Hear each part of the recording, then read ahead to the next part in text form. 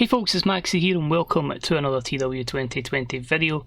You join us today for another edition of AEW Lightning, where hopefully a lot of the feuds are kind of put in motion for All Out. Not really much to add to that, so without further ado, sit back, relax and enjoy another Lightning episode. So we're in Stockton, California today in front of 13,919 fans, and we will go through our dark portion of the show. Machine Gun Carl Anderson picks up the win over Michael Nakazawa in 6:37 with the Anderson Spinebuster. Carl Anderson carries him to 60, pretty damn decent. We had Saraya defeat Tay Conti in 7:05 a backstabber, 62, not too shabby.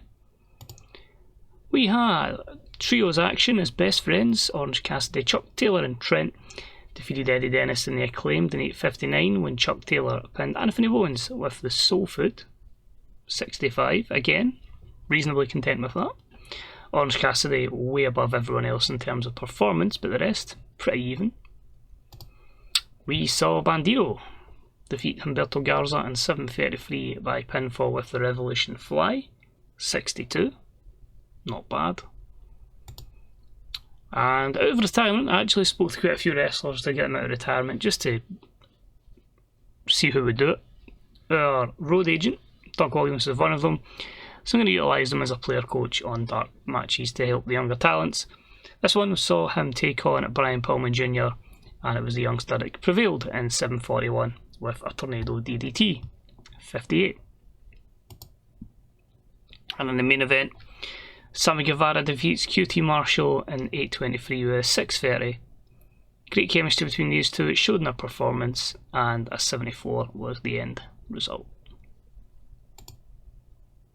Start the show with a very strong angle in 88 between the champion and the number one contender. Andrade says this is his time.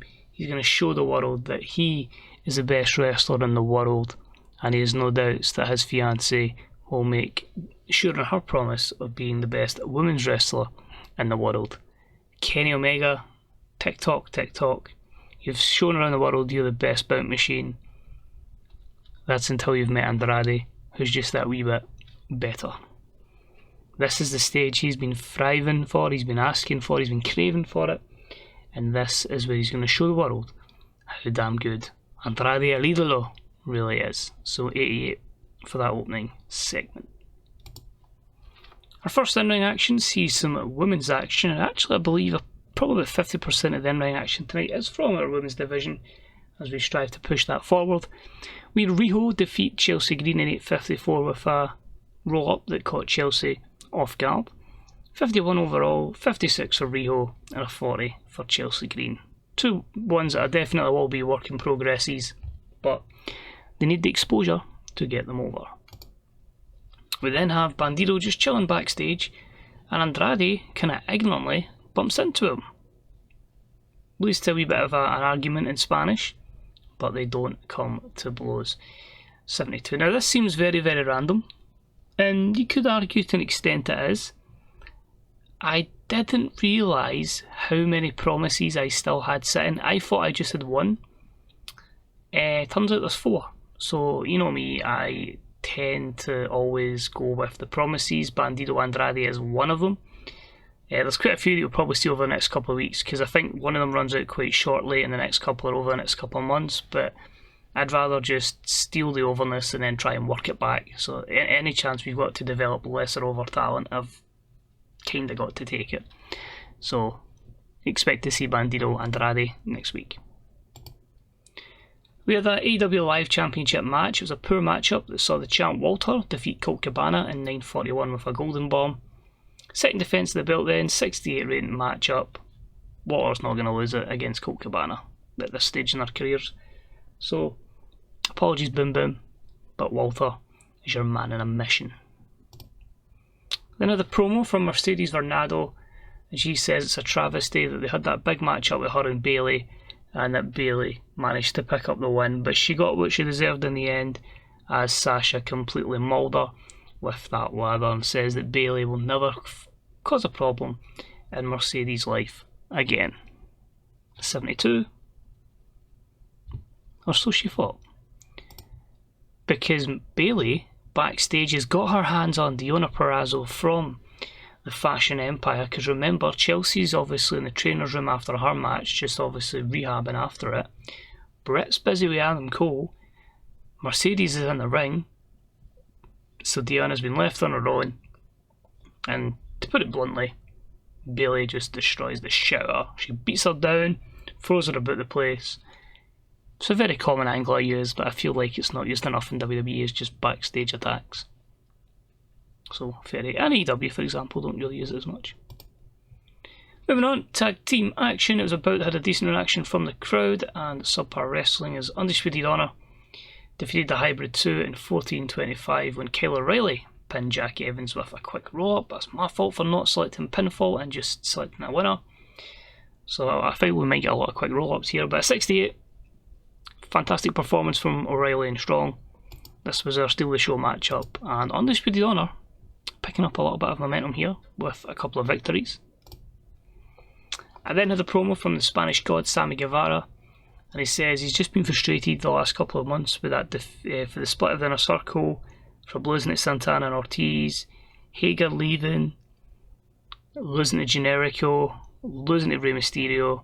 He just feels it's really getting to him, but he's hoping to pick up some momentum soon. 72. Also 72 with a decent matchup here. Decent reaction from the crowd, Subpar Wrestling, and it saw Ashley pick up a victory over Kris Statlander in 10-10 by pinfall. So a 72, Ashley with a 79 performance to Chris's 50. I look at this and I think to myself, if we could actually get Kris Statlander over, how good matches she could have with Ashley. This is a good benchmark to obviously what we could get Kris to eventually. So Ashley picks up the win. After the matchup, she calls out Kairi Hojo. She says, come on, you've fought enough people over the course. Everyone else is tied up in matches. I want to prove I'm the best woman here. Andrade's going to take the men's championship. I'm going to take the women's championship. Have you got the ball to face me, Kairi? Kairi says, welcomes all challengers. She'll have no... What's all I'm looking for here? No doubts that she'll retain here. No fear. She's happy to defend it against Ashley. So book that in, Kairi Hojo, Ashley, for the AEW Women's Championship at All Out 70. Then I had a promo from Thunder Rosa. She says she's looking forward to take on Britt Baker. She just wants to get her hands on her. She wants her hands on that Mixed Tag Team Championship. And she says she's hoping that she can secure a tag team partner very soon. But this matchup's been brewing for a little while, and Rosa can't wait to get her hands on Britt. 58. Matchup itself was terrible. Thunder Rosa defeats Britt in 13:59 with a reverse DDT.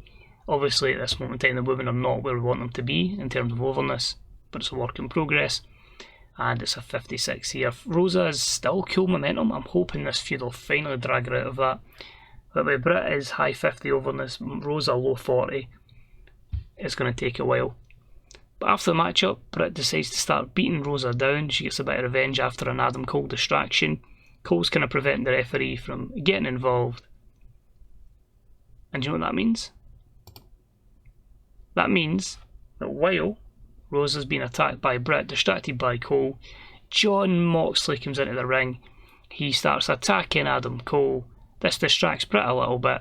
Rosa gets her kind of senses back, and then she starts battling with Britt Baker. And in the end it sees Britt and Cole scampering up the ramp. Moxley comes out looking excellent. Rosa looked dreadful. Cole came across well. The segment's a 77. I just feel that pairing these two tandems up can benefit the women and get them over so much that they'll be able to hold their own no problem down the line. And the main event of the evening had superb wrestling and great heat as Andrade El Idolo and Pentagon Jr. defeated the team of PAC and Rey Fenix in 23-11 when Penta pinned PAC with a top rope styles clash. 4 good performances there. PAC and Fenix have excellent chemistry that I didn't know about, which is encouraging to see. I felt like Penta needs a bit of overness, hence why he got the pinfall victory over PAC to help him get a little bit more over. And 83, I think that'll probably be where our show actually finishes up. 82, one less, but still, we increase our popularity in 26 regions. And we've got a lot of programmes over there for All Out. That's at least 1, 2, 3, 4, 5. There must be 5 or 6 programmes there that have advanced to the next bit of All Out, and we're still 3 weeks to add stuff. I really want to make it like a 4-hour pay-per-view, maybe have like 15, 16 matches, try and get as many people on that card as possible. So AEW Light basically confirms that it was a vast majority enjoyed the show.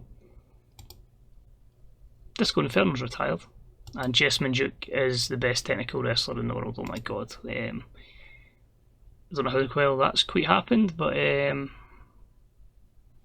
that's what the mod maker put. Those are attributes.